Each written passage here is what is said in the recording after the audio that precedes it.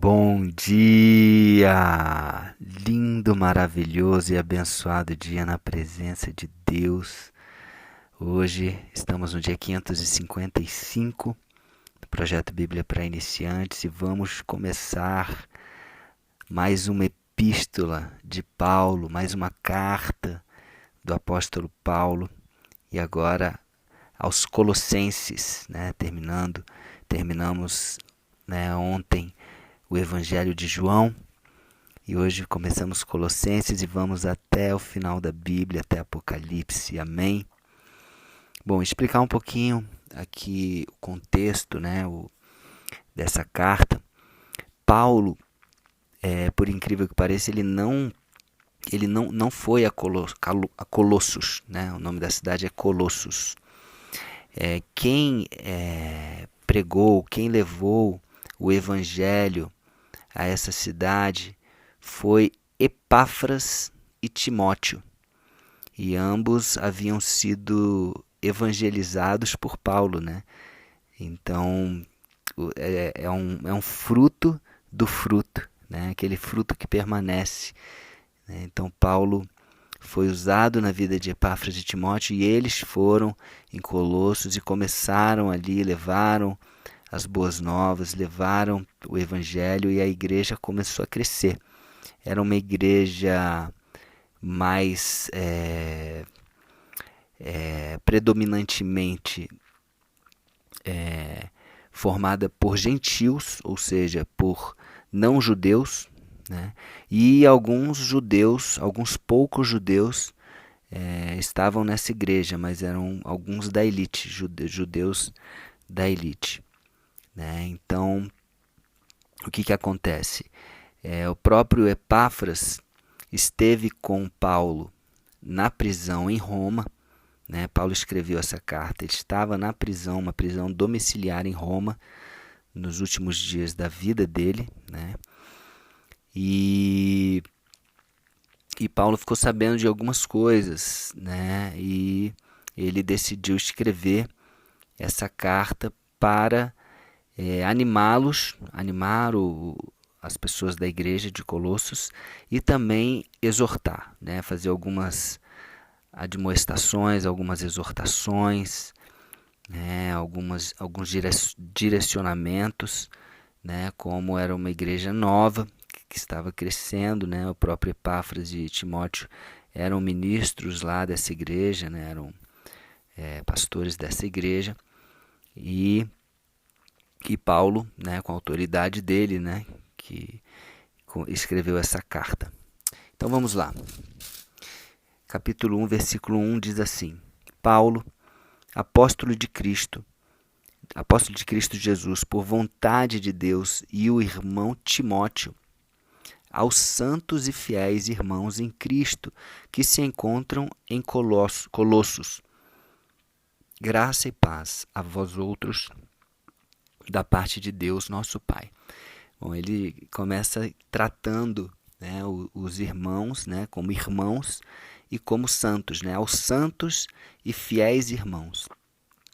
Como Cristo começou a tratar os discípulos quando ressuscitou, depois que ressuscitou, começou a tratar como irmãos, né, chamando de irmãos, e Paulo utiliza isso também, essa linguagem de irmãos e algumas vezes de filhos, né, no caso de algumas pessoas que ele mesmo levou a palavra. E interessante ele usar a expressão santos, né? Ele, inclusive, segundo um estudo feito aqui, mais de 160 vezes Paulo trata com os irmãos, trata com os crentes usando essa expressão, santos, né? Então, esclarecendo mais uma vez aqui, santos significa pessoas que são separadas, né? Separadas para um propósito, separadas do mundo, pessoas que não se contaminam com as coisas do mundo. Isso são os santos. Amém? Versículo 3. Damos sempre graças a Deus, Pai de nosso Senhor Jesus Cristo, quando oramos por vós.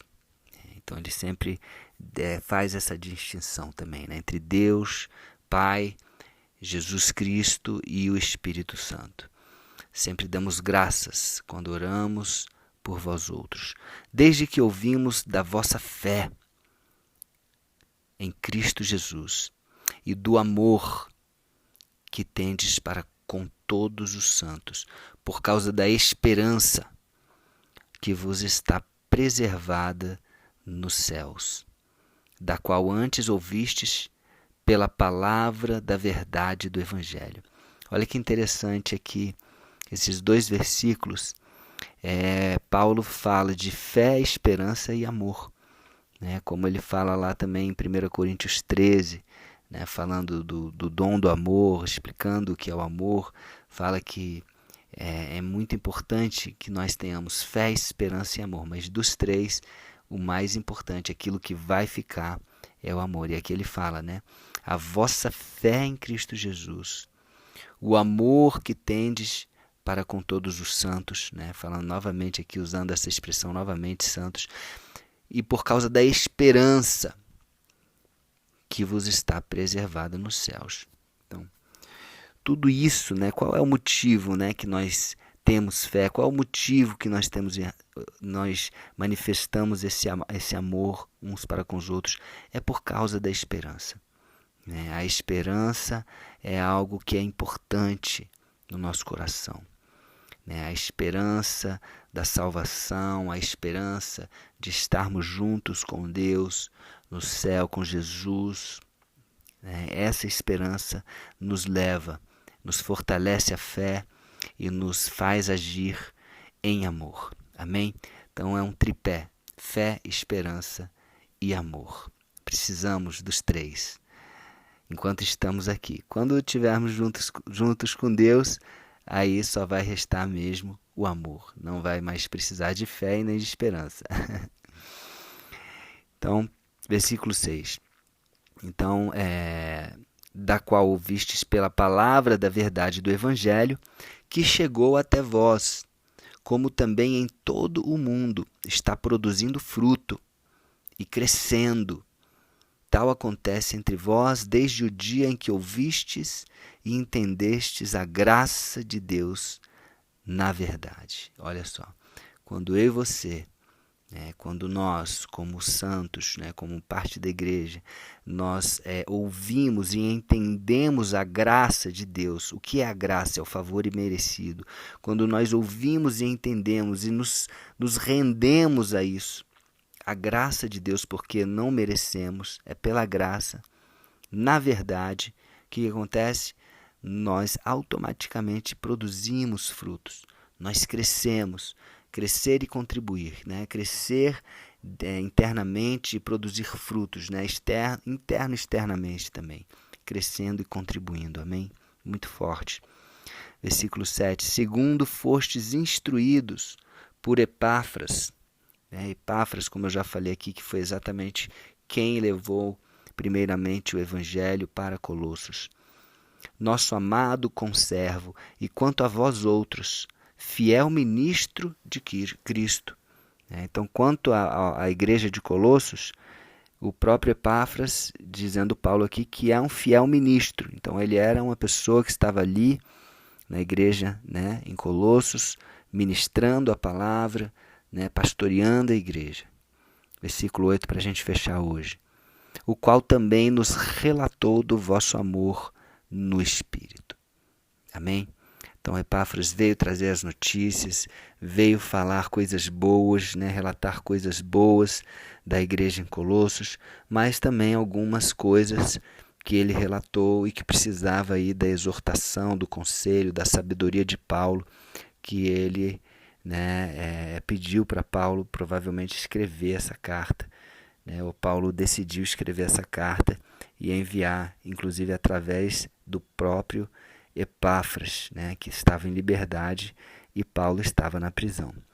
Amém? Então é isso.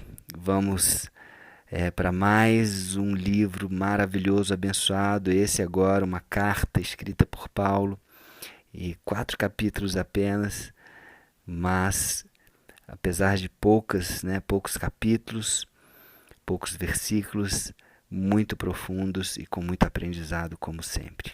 Amém? Vamos juntos. Vamos orar? Senhor Deus, Senhor Jesus, obrigado, Pai, pela tua palavra. Obrigado, Senhor, pela vida de Paulo. Obrigado por ele ter verdadeiramente se rendido a Ti e ter feito, Senhor, ter nos escrito tantas cartas para as igrejas e que elas também servem para nós no dia de hoje, Senhor. Que nós possamos aprender, que nós possamos entender, trazer revelação e entendimento, Senhor, da Tua palavra, do Teu Espírito para as nossas vidas.